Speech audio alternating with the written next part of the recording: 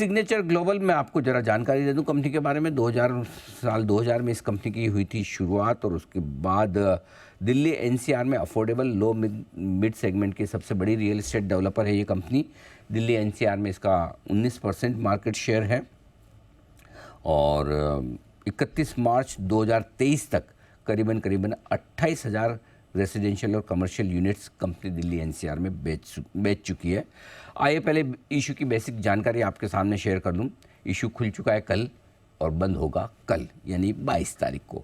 366 से 385 रुपये price band है और इशू की साइज़ है फ्रेश इशू 603 करोड़ का है, ऑफर फॉर सेल 127 करोड़ का।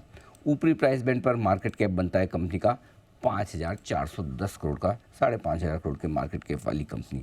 दो खास मेहमान कार्यक्रम में हमारे साथ जुड़ रहे हैं। सिग्नेचर ग्लोबल के चेयरमैन प्रदीप अग्रवाल साहब, 10 साल से ज़्यादा आप एसएमसी ग्लोबल सिक्योरिटीज़ के साथ रहे हैं। रियल एस्टेट सेक्टर का आपको 8 साल से ज़्यादा का अनुभव है। नवंबर 2017 से कंपनी के बोर्ड पर आप डायरेक्टर हैं। और दूसरे मेहमान हमारे साथ जो हैं वो है रजत कथूरिया साहब, जो कंपनी के सीईओ हैं। दिल्ली यूनिवर्सिटी से सर ने कॉमर्स में ग्रेजुएशन किया और चार्टर्ड अकाउंटेंट भी हैं। ईएनवाई के साथ आपने एसोसिएट वीपी के तौर पर काम किया। फरवरी 2020 से कथूरिया साहब कंपनी के साथ हैं। आप दोनों का बहुत बहुत स्वागत है, धन्यवाद हमें समय देने के लिए। अग्रवाल साहब, सबसे पहले शुरुआत आप ही के साथ करना चाहते हैं। सर, 600 करोड़ का फ्रेश इशू है, ये बताएं सर कि इसका इस्तेमाल कैसे करने वाले हैं आप, और साथ ही ऑफर फॉर सेल में कौन से इन्वेस्टर्स अपनी हिस्सेदारी बेच रहे हैं और क्यों? नमस्कार अनिल जी। नमस्कार। पहले तो आपका बहुत बहुत धन्यवाद, आपने इस प्रोग्राम पे हमें बुलाया और हमारे व्यूज जाने। तो सिग्नेचर ग्लोबल का जो ये आईपीओ है, ये टोटल इसका जो साइज है वो 730 करोड़ का है, जिसमें 603 करोड़ प्राइमरी इशुएंस है और 127 करोड़ रुपए जो है वो ऑफर फॉर सेल के लिए है, जो आईएफसी के द्वारा एक पार्ट सेलिंग की जा रही है। जो 603 करोड़ रुपए कंपनी प्राइमरी इशुएंस कर रही है, उसका जो मेजर पोर्शन है 432 करोड़ रुपए का, वो हम जो डेट रिडक्शन है उसके लिए यूज करेंगे, और जो बैलेंस जो 170 करोड़ के नियर अबाउट जो पेमेंट बचेगा उसको हम ग्रोथ फंडिंग के लिए और जो वर्किंग कैपिटल के लिए यूज करने वाले हैं। अग्रवाल साहब, एक सवाल और आपके बिजनेस मॉडल को लेकर। वैसे तो कई सारी रियल एस्टेट कंपनियां लिस्टेड है देश भर में भी, और विशेषकर दिल्ली एनसीआर के आसपास की भी काफ़ी कंपनियां। आपकी कंपनी में क्या खास बात है, क्या अलग है, क्या आपका स्पेसिफिक बिजनेस मॉडल है? तो देखिए, सिग्नेचर ग्लोबल जो है अफोर्डेबल और मिड इनकम हाउसिंग की एक ऐसी कंपनी है जो दिल्ली रियल एस्टेट, जो दिल्ली एनसीआर की सबसे बड़ी लार्जेस्ट कंपनी है। दूसरी, ये एक रियल एस्टेट डेवलपर नहीं है, ये होम मैन्युफैक्चरिंग कंपनी है। नॉर्मली आप देखें कि कोई भी रियल एस्टेट डेवलपर जो कोई काम करता है वो अगले 5 से 10 साल का लैंड बैंक अपनी बुक के ऊपर रखता है। हमारा एक सिंपल वे चलता है कि हमें लैंड हमेशा रॉ मटेरियल की तरह ट्रीट करते हैं। तो हमेशा जो कंपनी के पास स्टॉक रहता है वो 12 से 18 महीने का रहता है, जिससे जो हमारी बैलेंस शीट है वो कहीं ना कहीं लाइट रहती है।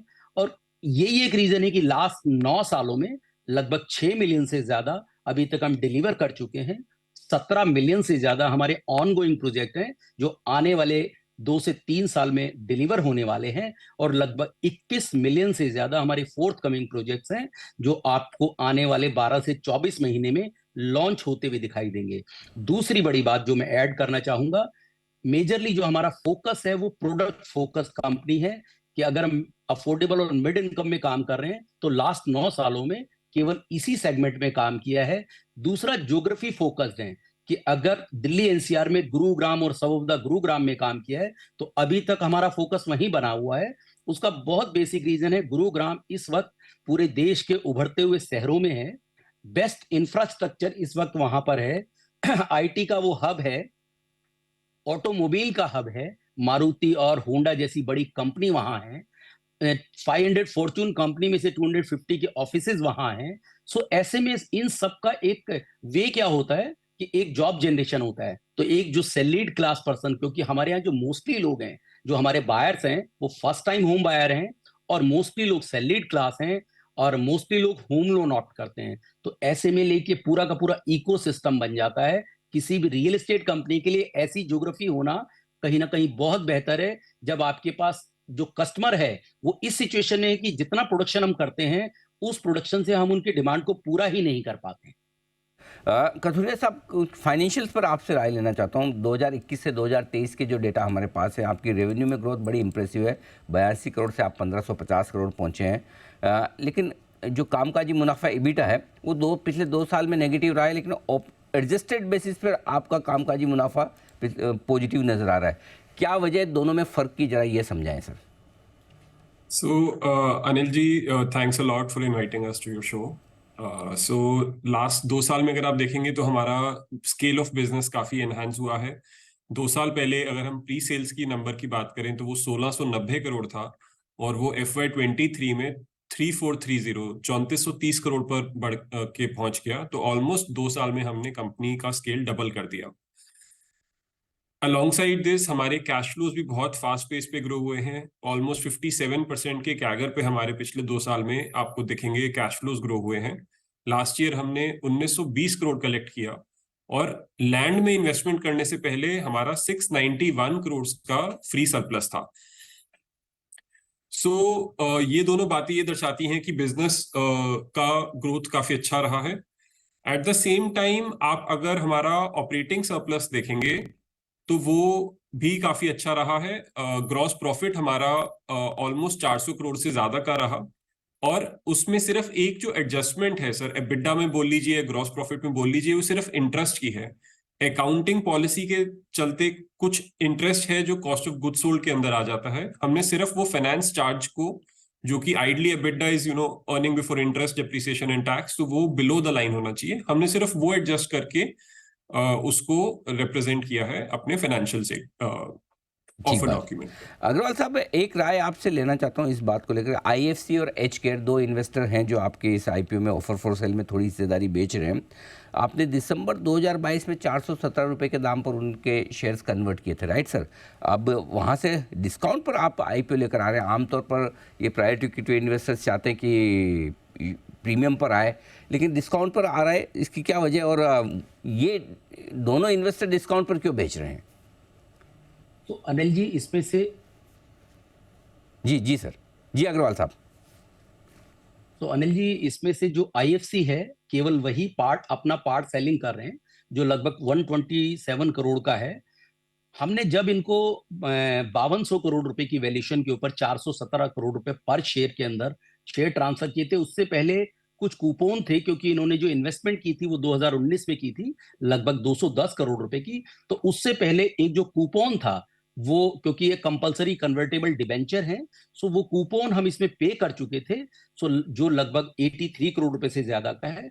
तो कहीं ना कहीं जो, अगर आप इन टर्म्स ऑफ इंस्टीट्यूशन देखेंगे तो उनके लिए जो ये एक्विजिशन प्राइस है, जो वो काफी मच लोअर है जिसमें वो सेल कर रहे हैं। सो जो प्राइस दिखाई दे रहा है उनको, जो हमारा एलोकेशन हुआ है वो 417 रुपए पर शेयर में हुआ है, लेकिन उससे पहले के जो कूपन है वो कहीं ना कहीं उनकी जो वैल्यूएशन है उसको डाउन करते हैं।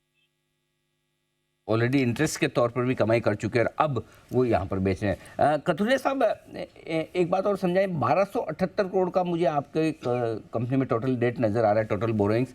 इशू से कितना कम हो जाएगा, और फिलहाल जो डेट इक्विटी रेशियो है वो घट कर क्या रह जाएगा? किस लेवल के आसपास आप कंफर्टेबल रहेंगे? सर, हमारा 31 मार्च 2023 को जो ग्रॉस डेट का नंबर था, लॉन्ग टर्म और शॉर्ट टर्म दोनों बोरिंग्स ऐड करेंगे सर। आई थिंक आपने खाली लॉन्ग टर्म बोरिंग्स ली हैं, दोनों को सर ऐड करते हैं तो लगभग 1700 करोड़ की हो जाती हैं। Okay. On that very day हमारा कैश एंड कैश इक्विवेलेंट्स का नंबर सर 600 करोड़ का था। सो हमारा नेट डेट जो है वो 1100 करोड़ पर था, जो हमने ऑफर डॉक्यूमेंट में दिखाया है। Out of the primary proceeds of 603 crores which we are raising, 432 crores is being utilized for debt repayment. तो आज जो आपका ये डेट का नंबर है, ये कहीं ना कहीं सर घट के 650 से 750 करोड़ के बीच में रहेगा by the time we are getting listed. At the same time अगर आप देखेंगे, हमारा नेटवर्थ जो है at the time of listing कोई 650 करोड़ के अराउंड होगा। सो ये एक comfortable debt to equity ratio sir दिखेगा बुक्स के ऊपर। अग्रवाल साहब, आपके कंपनी के विजन के बारे में एक आपसे बात जानना चाहता हूं, क्योंकि अभी तक आप दिल्ली NCR के आसपास के इलाके में हैं, मिड इनकम सेगमेंट में, अफोर्डेबल हाउसिंग में है। क्या IPO के बाद, लिस्ट होने के बाद, कई बार ऐसा होता है ना कि कंपनी बड़ी होती है तो फिर इरादे भी बदलते हैं कि चलो प्रीमियम, लग्जरी और कहीं ज्योग्राफी का चेंज किया जाए, सेगमेंट का चेंज किया जाए, ऐसा कुछ सोचा है आपने?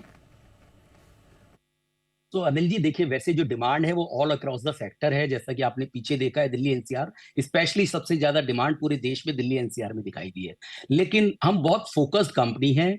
मैंने जैसे शुरू में भी आपको कहा, हम ज्योग्राफी फोकस्ड हैं, हम प्रोडक्ट फोकस्ड हैं। ये तो मुझे लगता है कि, और कम से कम इतना तो जरूर मैं आपको कह सकता हूं कि आने वाले 3 से 5 साल में हम बिल्कुल जिस प्रोडक्ट पर हैं और जिस ज्योग्राफी में है दिल्ली एनसीआर की, उस ज्योग्राफी से बाहर नहीं निकलने वाले। क्योंकि अगर आप इन दोनों सेगमेंट की बात करें तो ये देश के हर मेट्रो शहर की डिमांड है।